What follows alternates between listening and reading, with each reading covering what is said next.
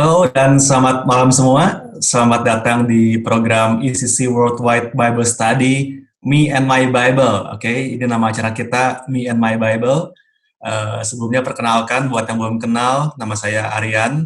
Saya adalah teaching pastor di gereja ECC dan saya yang bakal menemani Bapak Ibu Saudara semua untuk kita bareng-bareng belajar firman Tuhan di kelas ini. Oke, saya menyapa Anda yang ada di Bandung, Jakarta, Sydney maupun dari gereja-gereja lain yang bukan ICC, acara ini terbuka untuk umum karena kami rindu ini bisa memberkati banyak orang. Oke, sebelumnya saya umumkan bahwa sepanjang acara ini semua mikrofon saudara akan dimatikan oleh admin supaya nggak saling mengganggu gitu ya. Tapi saudara tetap bisa berinteraksi di chat room atau dengan gesture. Oke, jadi boleh banget supaya saya nggak merasa kayak ngomong sendiri gitu ya, boleh dong di chat room kasih support atau mungkin saudara kalau setuju dengan apa yang saya bagikan kasih jempolnya, lambaikan tangan atau apapun, intinya supaya saya tahu ada yang dengerin aja sih.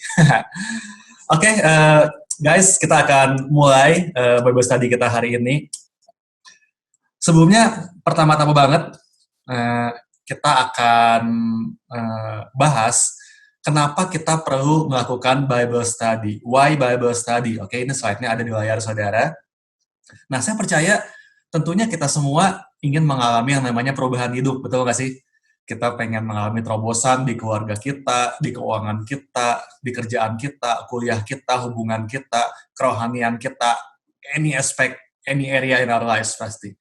Dan kita percaya bahwa Alkitab itu kan adalah kebenaran firman Tuhan, betul ya? Yang menyediakan semua jawaban yang kita butuhkan untuk mengalami terobosan tersebut.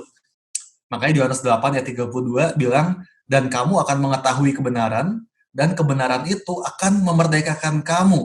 You shall know the truth, and the truth shall make you free. So, we can be free. Oke, kita bisa terbebas dari stres, kita bisa bebas dari sakit penyakit, kita bisa bebas dari hutang, kita bisa bebas dari ketergantungan, kita bebas dari banyak permasalahan hidup. And what is that secret that will set us free? Apa rahasianya untuk membebaskan itu? Apakah itu kebenaran? Ternyata bukan. Oke, kalau kita baca baik-baik ayat ini, ayatnya bilang bahwa kamu akan mengetahui kebenaran, baru kebenaran itu akan memerdekakan kamu. Betul ya? Bilangnya gitu ya. You shall know the truth, and the truth shall make you free. Artinya apa, saudara? Artinya kebenaran yang cuma kita simpan di lemari itu nggak akan mengubahkan kita. Kebenaran yang cuma kita taruh di meja itu nggak akan mengubahkan kita.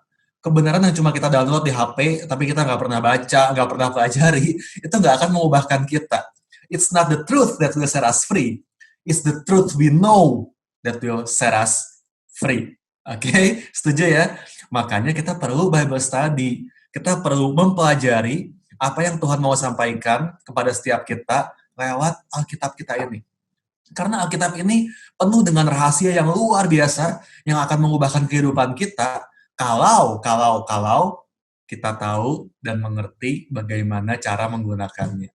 Oke, karena nggak semua ayat di Alkitab itu bisa kita artikan secara harafiah. Contoh-contoh ya, di 10 perintah Allah ada perintah yang berbunyi gini. Jangan membuat bagimu patung yang menyerupai apapun yang ada di langit di atas atau yang ada di bumi di bawah atau yang ada di dalam air di bawah bumi. Kalau kita artikan ayat ini secara harafiah ekstrim, artinya berarti, kita nggak boleh punya patung di rumah nih. Terus kita berarti nggak boleh beliin boneka buat anak kita. Ya nggak? Kan boneka itu patung juga, cuma beda bahan aja, ya nggak sih? Kita nggak boleh koleksi action figure, ya nggak sih? Avengers, atau Star Trek, atau apapun itu. Karena itu juga patung loh. Kita nggak boleh punya lukisan, karena lukisan juga patung, tapi 2 dimensi. Ribet nggak sih? Kayaknya semua nggak boleh jadinya. Makanya ayat ini nggak boleh diartikan harafiah langsung. Kita perlu pelajari. Oh, ternyata yang dimaksud di ayat ini adalah berhala. Kita nggak boleh membuat sesuatu yang kita idolakan, yang kita sembah selain Tuhan. Beda banget maknanya kan? Contoh lain, di Imamat 19 ada ayat seperti ini. Saya bacain buat saudara. Janganlah kamu mencukur tepi rambut kepalamu berkeliling, dan janganlah engkau merusakkan tepi janggutmu. Wih, gimana dong? Berarti kita hari ini harus berewokan semua gitu? Nggak boleh cukur? Enggak tentunya ya, kita harus pelajari. Ternyata di zaman itu, pencukuran rambut itu identik dengan pemujaan dewa-dewa. Di samping itu, rambut juga biasa digunakan sebagai bentuk nazar dan pengabdian kepada Tuhan. Oke, ingat Simpson? Simpson nggak boleh cukur rambutnya ya. Jadi ya bukan berarti hari ini kita nggak boleh dicukur bersih gitu kan. Kalau kayak Pastor Victor dicepak gimana dong? Masuk neraka gitu? Enggak lah ya. Gimana dengan para artis K-pop yang wajahnya semuanya bersih mengkilat gitu? Apakah mereka masuk neraka? Enggak tentunya. Oke, kita perlu mengerti makna sebenarnya dari ayat, kita perlu tahu konteksnya juga. Yesus sendiri dalam pengajarannya kalau kita lihat selalu menggunakan perumpamaan, oke? Banyak perumpamaan yang Yesus kasih, tentunya nggak bisa diartikan secara harafiah. Ya. Makanya ini penting banget kita melakukan Bible study ini, karena Alkitab kita itu mengandung prinsip-prinsip yang berlaku kekal dan tetap relevan dari zaman ke zaman. Tugas kita adalah mempelajari prinsip tersebut dan mengaplikasikannya ke dalam konteks kehidupan kita hari ini. Jadi yang kita ambil bukan makna harafiahnya, tapi prinsipnya. Di mana prinsip yang sama kita terapkan di konteks kehidupan hari ini. Oke, kurang lebih itu background-nya kenapa kita bikin Bible Study ini. Dan program Bible Study di ICC Go Online ini sekali lagi kita buat untuk menyupport pergerakan baca Alkitab setahun di gereja kita, yaitu Me and My Bible, oke? Dimana yang ikutan Me and My Bible-nya masih lancar nggak? Kalau misalnya masih lancar, kita kan baca sehari 1 pasal ya. Kalau masih lancar, luar biasa, teruskan. Kalau yang udah bolong gimana? Saya mau bilang, jangan patah semangat, jangan mikir karena, aduh udah terlanjur gagal, gimana? It's okay. Mari mulai lagi hari ini, teruskan lagi. It's never too late to start. Oke, yang penting pada akhirnya kita bisa beresin minimal perjanjian baru lah, karena kita kan lagi mulai dari perjanjian baru ya. Oke, dan di program Bible Study ini, saya ingin membuat serelax mungkin, serelevan mungkin. Saya nggak pengen kesan orang tentang Bible Study itu boring, ngantuk, nggak ya. Saya nggak akan bahas ayat demi ayat di tiap pasalnya, karena pasti bakal terlalu panjang dan terlalu detail. Yang akan saya lakukan adalah membahas pasal demi pasal, sama seperti program Me and My Bible kita, gitu ya. Dan dari setiap pasal itu, saya akan coba bagikan 1 atau 2 pewahyuan yang saya dapatkan, garis besarnya dari pasal itu menceritakan apa kurang lebih, gitu ya. Nah, dan tentunya yang namanya revelation, pewahyuan, itu bisa beda-beda buat setiap orang, ya nggak sih? Dari pasal yang sama, mungkin Tuhan bicara ke saya A, tapi bicara ke saudara B. Dan kayaknya bagus banget kalau kita bisa saling bertukar pewahyuan kita, supaya kita bisa saling memperkaya pemahaman kita akan firman Tuhan. So, di slide berikut ini ada alamat Instagram saya, boleh tampilkan, oke. Saudara bisa kirimkan via direct message di Instagram saya, Aryan Dev. Kalau saudara punya, pertama, pertanyaan. Oke, mungkin ada penjelasan saya yang kurang jelas, saudara penasaran, kirimkan pertanyaannya. Kedua, kalau saudara punya revelation, saudara dapat hal yang berbeda di pasal itu, please kirimin ke saya. Kalau itu bisa memberkati banyak orang, kenapa enggak? Saya bagiin juga buat teman-teman kita yang lain. Atau ketiga, kalau saudara punya feedback, masukan buat saya program ini, aduh ini kayaknya pastor sharingnya bagus, tapi tampangnya kurang keren nih, bisa nggak kalau tutupin pakai helm atau apapun itu, oke? Kirimin feedbacknya ke direct message saya. Kenapa via DM? Supaya saya punya waktu juga buat pelajari, oke? Karena saya juga bukan ahli teologi. Pertanyaan dan pewahyuan saudara yang masuk akan saya ulik lagi, saya pelajari lagi, saya cari jawabannya, dan kemungkinan akan saya coba bahas di minggu berikutnya. Oke? So we are doing this together. Oke. Sepakat ya, kita bareng-bareng ya. Oke. Kita sekarang langsung masuk ke materi kita ya. Nah, kalau saudara mengikuti program Me and My Bible di Gereja ICC, itu kita lagi bersama-sama baca 1 pasal dari Perjanjian Baru setiap harinya. Oke, dan kita akan mulai di tempat yang sama di program ini, yaitu Perjanjian Baru. Nah, Perjanjian Baru itu dimulai dengan 4 kitab yang merupakan inti dari apa yang kita percayai sebagai orang Kristen. 4 kitab ini kita kenal dengan sebutan Injil atau Gospel. Oke, saya boleh dibuka. Ini the Gospel. Kita tahu isinya ada Matius, Markus, Lukas, Yohanes, betul ya? Nah, itu yang namanya Injil. Apa itu Injil? Secara singkatnya, Injil itu adalah the story about Jesus Christ, which has to do with what he said and what he did. Oke, Injil itu adalah kumpulan kisah mengenai Yesus Kristus yang mencatat hal-hal yang Yesus katakan dan Yesus lakukan. Oke, ini rangkuman apa yang Yesus katakan dan Yesus lakukan selama pelayanannya di bumi. Tentunya ini nggak bisa semua, karena ada pasti ada jutaan hal yang Yesus buat gitu ya. Tapi ini garis besarnya, apa yang Yesus buat sama dia di bumi. Oke, nah mari kita sepakati dulu bersama bahwa hanya ada satu Injil. Oke, satu Injil, bukan 4. There is only one gospel. Satu Injil yang sama, kisah yang sama mengenai Yesus, namun ditulis oleh 4 penulis yang berbeda, itu tadi ya, Matius, Markus, Lukas, Yohanes, dengan 4 sudut pandang yang berbeda. Oke, tapi inti kisahnya semua sama, tentang Yesus, apa yang dia katakan, apa yang dia lakukan. Oke, jadi one gospel with 4 perspective. Sepakat sampai sini ya? Nah, 4 sudut pandang inilah yang pernah dinubuatkan oleh Nabi Yeskiel di Yeskiel 1 ayat 5 sampai 10. Boleh tampilkan slide-nya, saya bacakan buat saudara. Dibilang di sini, dan di tengah-tengah itu, ini nubuatan yang Yeskiel terima waktu itu ya. Dan di tengah-tengah itu juga ada yang menyerupai 4 makhluk hidup, dan beginilah kelihatannya mereka. Mereka menyerupai manusia, tapi masing-masing mempunyai 4 muka, dan pada masing-masing ada pula 4 sayap. Jadi Yeskiel melihat ada makhluk apa nih? Ada angelic being. Kaki mereka adalah lurus dan telapak kaki mereka seperti kuku anak lembu. Kaki-kaki ini mengkilat seperti tembaga yang baru digosok. Pada keempat sisi mereka di bawah sayap-sayapnya tapak tangan manusia. Mengenai muka dan sayap, mereka berempat adalah begini, perhatikan. Mereka saling menyentuh dengan sayapnya, mereka tidak berbalik kalau berjalan, masing-masing berjalan lurus ke depan.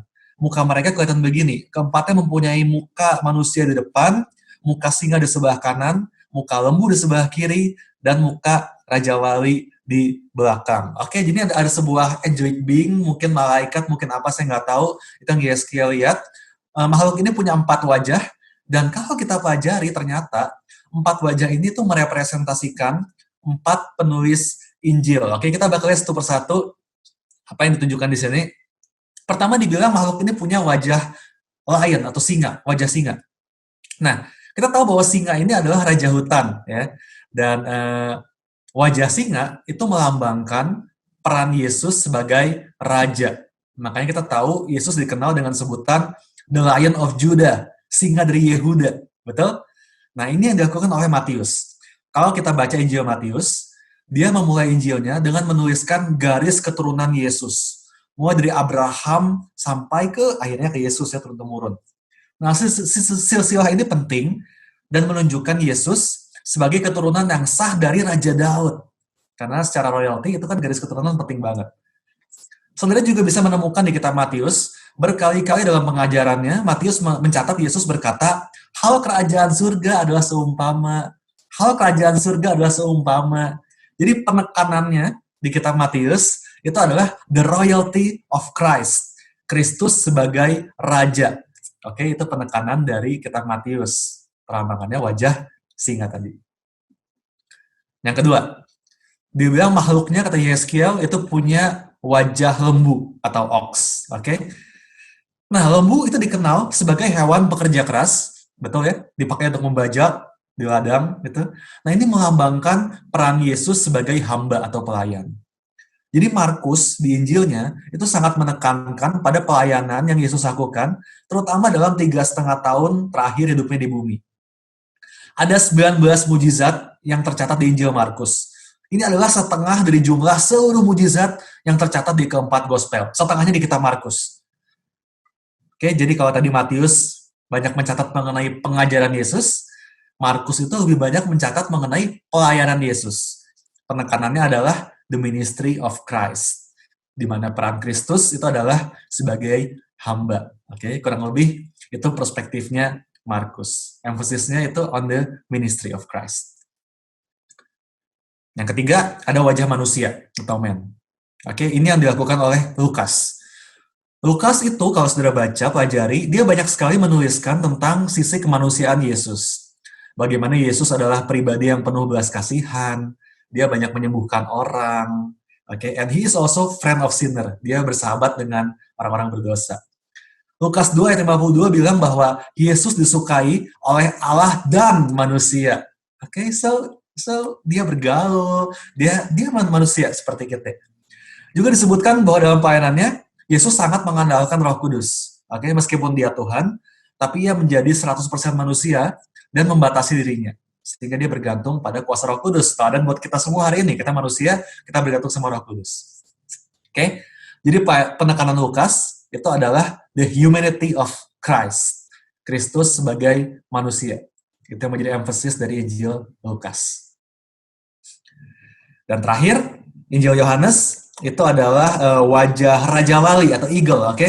Raja Wali itu adalah perlambangan Tuhan kita yang bertakhta di surga. Berulang kali di Alkitab, Tuhan dilambangkan seperti burung Raja Wali, dan kita adalah anak-anak Tuhan itu bakal kuat seperti Raja Wali, seperti Tuhan kita, seperti Bapa kita.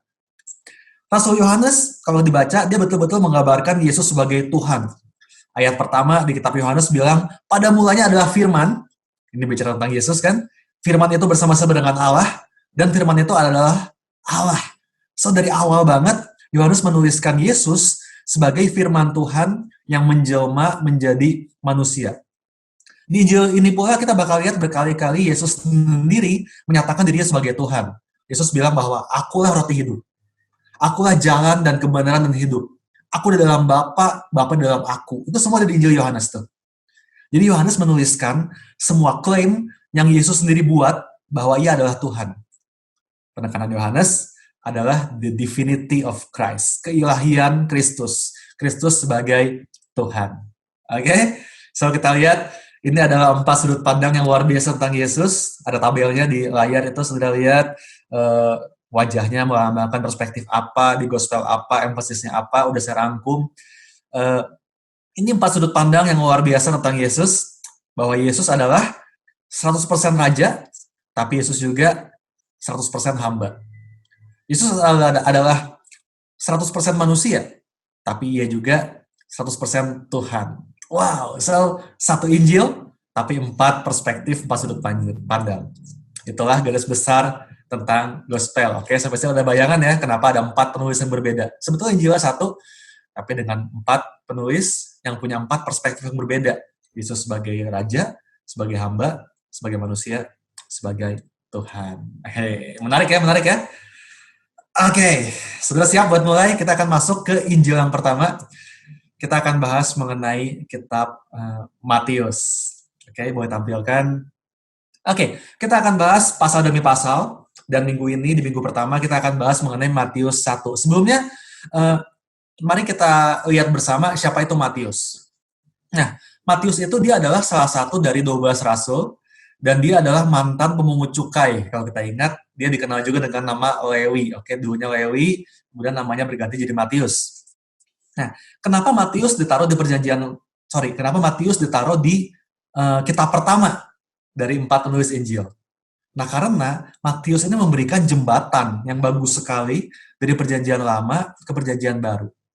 Nanti kita lihat ya. Kita akan mulai hari ini dengan membahas Matius 1. Again, saya ingatkan bahwa kita nggak akan bahas ayat per ayat seperti Bible study pada umumnya, tapi kita akan merangkum apa yang pasal ini sebutkan dan apa pewahyuan yang kita dapat sama-sama. Nah, 2 poin besar yang saya ambil dari pasal ini, itu yang pertama adalah the genealogy of Jesus, silsilah Yesus, dan the story of Joseph, kisah Yusuf. Ini 2 hal besar yang saya dapat di pasal ini. Yang pertama, kita bakal lihat soal genealogy of Christ, silsilah Yesus Kristus, oke? Sebagian dari saudara mungkin merasa ini adalah bagian yang boring, yang gak jelas, gak penting banget gitu ya, isinya cuma nama-nama orang, sebagian besar kita gak pernah dengar juga, so what gitu loh, nama-nama ini ngapain kita bahas. Tapi padahal ini sangat penting, karena 3 alasan. Oke, ada slide-nya. 3 alasan kenapa kita perlu pelajari silsilah Yesus. Why is the genealogy so important? Pertama, it shows that Jesus is truly the Messiah who was prophesied. Ini menunjukkan bahwa Yesus betul-betul Mesias yang dinubuatkan. Kita bahas tadi ya, ini menunjukkan bahwa secara garis keturunan manusia, Yesus menggenapi nubuatan bahwa Mesias itu akan lahir dari keturunan Abraham dan Daud. Ingat ya, fokus Matius itu adalah the royalty of Christ. Yesus sebagai raja. Oke, jadi ini alasan pertama. Dan kita mempelajari silsilah, oh ternyata benar. Memang secara garis keturunan, Yesus itu anak Daud.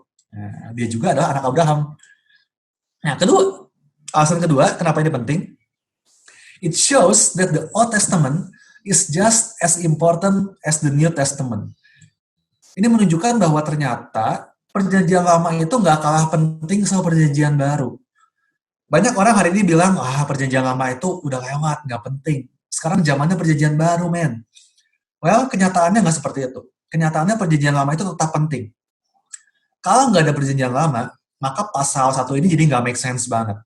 Kita nggak akan tahu siapa itu Abraham, siapa itu Yakub, siapa itu Boas, Salomo, nama-nama lainnya kita nggak bakal tahu. Kalau nggak ada perjanjian lama, kita juga nggak akan pernah tahu nubuatan apa aja yang digenapi oleh Yesus. Kita nggak akan bisa benar-benar melihat Yesus sebagai penggenapan dari nubuatan-nubuatan itu. Di kitab Matius sendiri tercatat ada 60 quotes yang diambil dari perjanjian lama. Makanya saya bilang Matius ini adalah sebuah bridge, sebuah jembatan. Jadi semuanya berhubungan. The Old Testament is the New Testament concealed. The New Testament is the Old Testament revealed. Oke, perjanjian lama adalah perjanjian baru yang terselubung. Perjanjian baru adalah perjanjian lama yang tersingkapkan. Jadi dua-duanya berhubungan erat. Tadi kita udah lihat contohnya kan, bagaimana kitab Yeskiel ternyata berhubungan dengan 4 sudut pandang mengenai Yesus. Jadi nubuatnya semua berhubungan. Ini adalah dua, jadi Old Testament sama New Testament, ini dua bagian yang nggak bisa dipisahkan. Kita percaya bahwa seluruh Alkitab kita, dari Kejadian sampai Wahyu, ini adalah kebenaran. Semuanya adalah firman Tuhan yang hidup, yang mengandung prinsip-prinsip kebenaran di dalamnya. Jadi nggak ada yang nggak penting di Alkitab. Semuanya penting. Oke? Dan alasan ketiga, kenapa silsilah itu penting? It shows that God works through imperfect people. Kita bisa lihat bahwa dari ayat 1 sampai ayat 17 di sepanjang silsilah ini, itu dipenuhi dengan nama-nama orang-orang yang gak sempurna. Dimulai dari Abraham, orang yang sempat meragukan janji Tuhan bahwa ia akan punya anak dari istrinya Sarah, sehingga akhirnya dia mengambil Hagar menjadi gundiknya. Hasilnya kita lihat sampai hari ini. Keturunan Ishak dan keturunan Ismail itu masih ribut terus sampai hari ini. Gara-gara kesalahan Abraham. Kemudian ada nama siapa lagi? Yakub si penipu. Kerjaannya bohongin orang terus. Bener nggak? Dia bohongin bapaknya, dia bohongin calon istrinya, dia bohongin mertuanya. Ini semua orang ditipu sama dia. Ada Yehuda, dia tidur dengan menantunya sendiri Tamar. Man, incest. Parah banget. Ada nama Rahab, dia adalah seorang pelacur. Dan masih banyak lagi nama-nama lain. Dan semuanya itu bukan orang-orang yang ideal. Betul ya? Dan bahkan di bagian kedua dari chapter ini, kita akan bahas satu tokoh juga, yang nggak sempurna juga, yang namanya adalah Yusuf. Oke, bagian keduanya adalah mengenai the story of Joseph. Ini juga berhubungan. Kita akan lihat kisah hidup Yusuf yang juga jauh dari sempurna. Oke, saya bacakan. Kita sering dengar kisah ini di hari Natal, betul ya? Tapi saya mau kasih lihat perspektif yang beda hari ini. Saya bacakan buat saudara kelahiran Yesus Kristus. Oke, dari Matius 1 ayat 18 sampai 25. Kelahiran Yesus Kristus adalah sebagai berikut. Pada waktu Maria, ibunya, bertunangan dengan Yusuf, ternyata ia mengandung dari Roh Kudus sebelum mereka hidup sebagai suami istri. Karena Yusuf suaminya seorang yang tulus hati dan tidak mau mencemarkan nama istrinya di muka umum, ia bermaksud menceraikannya dengan diam-diam. Tetapi ketika ia mempertimbangkan maksud itu, malaikat Tuhan nampak kepadanya dalam mimpi dan berkata, Yusuf, anak Daud, janganlah engkau takut mengambil Maria sebagai istrimu, sebab anak yang di dalam kandungannya adalah dari Roh Kudus. Ia akan melahirkan anak laki-laki dan kau akan menamakan dia Yesus, karena dialah yang akan menyelamatkan umatnya dari dosa mereka. Hal itu terjadi supaya genaplah yang difirmankan Tuhan oleh Nabi. Sesungguhnya anak darah itu akan mengandung dan melahirkan seorang anak laki-laki, dan mereka akan menamakan dia Immanuel, yang berarti Allah menyertai kita. Sudah bangun dari tidurnya, Yusuf berbuat seperti yang diperintahkan malaikat Tuhan itu kepadanya. Ia mengambil Maria sebagai istrinya, tetapi tidak bersetubuh dengan dia, sampai ia melahirkan anaknya laki-laki, dan Yusuf menamakan dia Yesus. Oke. Jadi kita lihat, ini pernikahan Yusuf dan Maria ini kacau balau. It's a total mess, oke? Pertama, mereka udah tunangan, kita baca tadi, dan semuanya kayaknya happy banget. Oke, saya bayangkan kedua pihak orang tua udah saling kenalan, mereka udah sangjit tuker baki mungkin gitu ya. Mereka udah bikin foto-foto priwet yang bagus di tepi Danau Galilea gitu ya. Semua vendor pernikahan udah di-DP-in sama mereka, udah dibayar. Wih, kayaknya mereka happy banget menanti hari pernikahan mereka. Until one day, tiba-tiba Maria ini mengirimkan Yosef sebuah pesan di WhatsApp mungkin ya kalau hari ini gitu ya. Maria kirim WhatsApp ke Yusuf. Dia bilang, "Honey, I'm pregnant. Wah, take a moment dan bayangkan kalau kalian jadi Yusuf. How would you feel? Tentunya Yusuf sangat marah, ya nggak sih? He's like, what? Gitu. Dan dengan marahnya, dia tanya lagi ke Maria, dia balas WhatsApp-nya, who is the father? Siapa bapaknya? Dan Maria menjawab, it's the Holy Spirit. Gitu. Yusuf makin kesel, holy moly, who the hell is that? Joseph must be furious. Udah mah tunangannya hamil sama orang lain, terus bapaknya nggak jelas siapa, ini malah nyalahin Tuhan, Holy Spirit, apa-apaan ini? Wah, Yusuf marah banget. Sampai Tuhan harus kirimkan malaikat buat menenangkan Yusuf. Tadi kita baca ya, udah mau diceraiin, tapi malaikat Tuhan kirimkan buat menenangkan Yusuf. Dan puji Tuhannya Yusuf taat sama Tuhan. Dan ini sakti banget nih. Bahkan di ayat 25 tadi kita lihat tuh di layar ya. Ayat 25 bilang, Yusuf tidak bersetubuh dengan Maria sampai Yesus lahir. Man, Anda yang para suami bisa bayangkan 9 bulan pertama pernikahan, no sex at all, oke? Okay? Pulang dari honeymoon, mungkin teman-teman Yusuf nanya gitu ya, bro, gimana bro, sukses? Dan Yusuf jawab, ya kita ngobrol-ngobrol banyak lah sama honeymoon. Bro, lu tahu nggak gimana caranya? Lu nggak ikut bimbingan pranikah sama Pastor Victor sama Kak Gideon? Itu kan diajarin tuh gimana caranya nih malam pertama ngobrol-ngobrol sih. Aduh, ini kebayang di Yusuf, tekanannya luar biasa. Diketawain temen-temennya, kita dibully. Wah, by the way, jadi para suami ya, kalau engkau baru sebulan gak dapet jatah, tenang bro, ingat Yusuf aja 9 bulan. Oke, ini sebulan gak ada apa-apanya. Wah, jadi Yusuf luar biasa, pribadi yang luar biasa. Kita mundur sedikit, tadi kita lihat di ayat 20, ini Yusuf lagi stres, lagi pusing, lagi panik, dan kita lihat Tuhan kirimkan malaikat buat menenangkan Yusuf. Yang kita lihat di sini di ayat 20 bilang, tetapi ketika ia mempertimbangkan maksud itu, malaikat Tuhan nampak kepadanya dalam mimpi dan berkata, Yusuf, anak Daud, janganlah engkau takut mengambil Maria sebagai istrimu, sebab anak yang di dalam kandungannya adalah dari betul ya, gue bilang gitu ya. Malaikat bilang, janganlah engkau takut, do not be afraid. Oke, dan saya percaya di tengah situasi di mana kita lagi, saya cuma mau bilang buat kita, janganlah engkau takut. Hari ini mungkin bisnis saudara lagi terhenti gara-gara corona. Tuhan mau bilang, janganlah engkau takut. Kalau hari ini saudara mungkin dirumahkan, janganlah engkau takut. Kalau hari ini pernikahan saudara, atau mungkin hubungan sama pacar, buat yang masih mahasiswa gitu ya, lagi bermasalah, janganlah engkau takut. Kalau hari ini kesehatan saudara kayaknya terganggu, janganlah engkau takut. Do not be afraid. Because fear will make us rush into stupid decision. Betul nggak? Ketakutan dan kepanikan itu akan membuat kita mengambil keputusan-keputusan yang bodoh. Makanya ketika situasi lagi out of control, Tuhan cuma bilang, do not be afraid. Miracles can happen in the midst of our mess. Bahkan, kalau ingat Pastor Peter pernah khotbah bahwa God loves to work through our mess and our crisis. Tuhan itu paling suka bekerja melalui kekacauan dan krisis yang kita hadapi. Ada amin? So do not be afraid. Apapun keadaanmu hari ini, jangan takut. Karena Tuhan bekerja di tengah krisis. Dan yang luar biasa lagi, kalau kita lihat baik-baik ayat ini ada slide-nya nggak ya? Kalau nggak salah ada, coba boleh di next. Apa sih slide berikutnya? Saya lupa. Oke. Perhatikan, ini ayat 20 ini bilang, malaikat bilang, Yusuf anak Daud, janganlah engkau takut. Nah, ketika saya renungkan bagian ini, saya mikir nih, ngapain sih malaikat bawa-bawa Daud? Kenapa nggak dibilang, Yusuf jangan kau takut, gitu kan? Atau kenapa nggak disebut nama orang lain gitu ya? Yusuf anak siapa bapaknya saya lupa namanya sampean, jangan kau takut. Kenapa Daud yang disebut? Kenapa dibilang Yusuf anak Daud, janganlah engkau takut? Dari sekian banyak nenek moyang Yusuf, kenapa sih malaikat pilih nama Daud?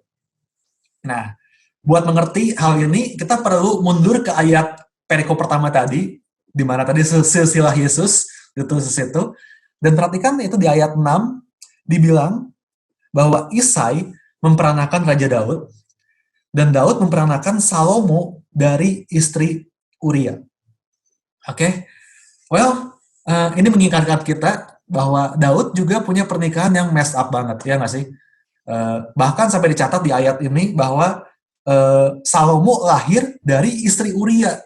Kita tahu kisahnya di mana Daud selingkuh sama Batsheba, yang waktu itu adalah merupakan istri Uria. Uria ini adalah perwira Daud yang setia, tapi Daud udah kepalang nafsu, akhirnya Batsheba hamil, dan karena takut ketahuan, Daud membunuh perwiranya itu Uria, suami Batsheba. So it's a total mess, kacau banget. Dan dari situ lahir Salomo. So seolah-olah nih ya, ketika malaikat bilang ke Yusuf, Yusuf anak Daud, janganlah engkau takut. Seolah-olah ini Tuhan lagi mau bilang ke Yusuf, Yusuf anak Daud, dulu moyang lo juga bikin kacau. Tapi aku bisa bekerja dan mengubah kekacauan itu menjadi sesuatu yang indah. Dan disitulah Yusuf sadar bahwa ternyata situasi yang buruk itu bukanlah halangan untuk Tuhan bekerja. Disinilah kita perlu sadar bahwa situasi kita yang buruk hari ini ternyata bukanlah halangan untuk Tuhan bekerja. Kita lihat bahwa justru dari orang-orang yang gak sempurna yang tercatat di kitab Matius 1 ini, Yesus Kristus lahir ke dalam dunia. Demikianlah lewat kehidupan kita yang gak sempurna, yang hari ini mungkin kacau balau. Tapi kalau kita mau berserah kepada Tuhan seperti Yusuf, maka Yesus akan dinyatakan kepada dunia lewat kehidupan kita. Amin. God can turn your messy situation into a beautiful future. Tuhan bisa mengubah situasi yang kacau ini menjadi masa depan yang indah. If you decide not to be afraid. Kalau engkau putuskan bahwa engkau nggak jadi takut. If you decide to trust Him and follow Him. Kalau engkau putuskan bahwa engkau akan tetap percaya dan mengikuti Dia. Amin. Amin. Boleh kita berdoa sebentar? Mari kita berdoa. Tuhan, kami mengucap syukur buat Bible Study pertama kami hari ini. Terima kasih buat pewahyuan yang Tuhan kasih buat kami semua. Terima kasih buat pembelajaran. Kami melihat bagaimana Yesus dinyatakan ke dunia sebagai Raja untuk menggenapi semua nubuatan. Sungguh Yesus adalah Mesias. Kami juga bersyukur karena kami melihat bahwa Kristus lahir melalui orang-orang yang gak sempurna. So hari ini kami punya iman, kami punya keyakinan bahwa Tuhan bekerja tengah setiap situasi yang kacau balau. Kalau lewat Yusuf yang gak sempurna, Kristus bisa lahir ke dunia. Maka biar hari ini, melalui hidup kami yang gak sempurna, Kristus pun bisa dinyatakan kepada dunia. Ini doa kami Tuhan. Biar Yesus dinyatakan kepada dunia melalui diri kami yang gak sempurna ini. Terima kasih Bapa. Dalam nama Tuhan Yesus, kami sudah berdoa. Amin. Amin. Wow. I think I will end here. Saya akan close di sini supaya nggak terlalu banyak yang masuk ke pikiran saudara. Tapi again, dua hal yang kita pelajari sama-sama hari ini. Tadi pertama kita bahas mengenai 4 perspektif Injil, di mana Yesus adalah 100% raja, tapi dia juga 100% hamba. Yesus 100% manusia, tapi dia juga 100% Tuhan. Okay? One gospel with 4 perspective. Itu yang kita belajar. Dan kemudian yang kedua, kita belajar hari ini bahwa God works through imperfect people. Lewat orang-orang yang gak sempurna, seperti Daud, seperti Yusuf, Yesus lahir ke dunia. Demikian pula, lewat orang-orang yang gak sempurna, seperti saya dan saudara, Yesus harus dinyatakan kepada dunia ini. Amin. Wow. That's it. Kalau sudah punya pertanyaan, atau feedback, atau pewahyuan seputar Matius 1, again, please send it to my Instagram, Arian Dave.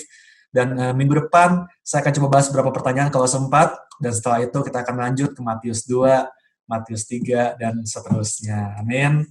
Sudah diberkati hari ini, saya berdoa semoga Bible Study ini nggak boring, nggak membosankan, tapi memberkati saudara, dan ada something setiap minggunya yang bisa saudara bawa pulang, untuk saudara terapkan di kehidupan saudara, di kerjaan, di kuliah, di sekolah, di rumah tangga, apapun itu. Amin. Dan again, Bible Study ini terbuka buat umum. So, kalau sudah terberkati, minggu depan, yuk ajak teman-temannya buat sama-sama join. sama-sama kita belajar tentang kebenaran firman Tuhan. Amen. I think that's all from me today. God bless you guys. Kita ketemu lagi minggu depan di program yang sama. Dan mari terus berdoa supaya Roh Kudus menyatakan isi hatinya kepada saudara lewat setiap yang kita bagikan di acara ini. Amin. Tuhan memberkati. Sampai ketemu minggu depan. God bless you all.